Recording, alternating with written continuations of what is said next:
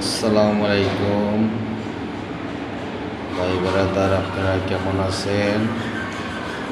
আমি নতুন ব্লগ নিয়ে আইছি। আমি কিছু কথা বলবো, আপনারা শোনেন। ভাই, এই দুনিয়ায় আমরা ওরকম কোনো ভালো কাজ করতে পারি না, ঠিক আছে? তারপর আমরা কি করি, খারাপের দিকে যাই। খারাপের দিকে যাওয়ার একটাই কারণ ভাই, আমার দেশের আইন কারণেরই ভালো না, এই কারণে খারাপের দিকে যাই।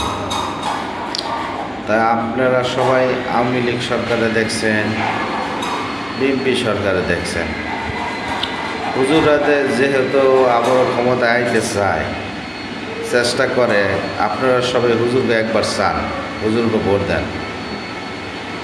আর দেখেন, সাধারণ একটা কথা মিজানুর রহমান আজারি হুজুর বলছে যে এক শাসক খাইছে আরেক শাসক খাওয়ার নিকে তৈরি হয়ে রইতেছে। এটা তো কেউ ইন্ডিকেট করে বলেনি।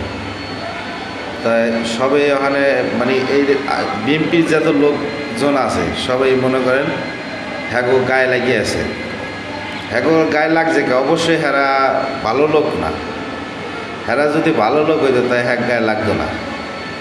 তাই ভাই, আপনাকে প্রতি আমার একটা রিকোয়েস্ট, আপনারা হুজুরকে সাপোর্ট করেন, হুজুরকে ভোট দেন। দেশের প্রধান হুজুর রইব।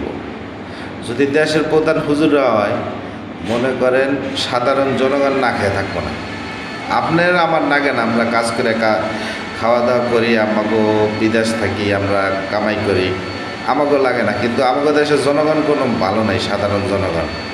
আর এই দেখেন, করোনা টাইমে শেখ হাসিনা টাকা দিল বাংলাদেশের মানুষের পুষাইদের দিকে, আপনার হাতে আমার হাতে পড়ছে, কিন্তু প্রত্যেকটা জনগণ প্রতি তো টাকা দিছে।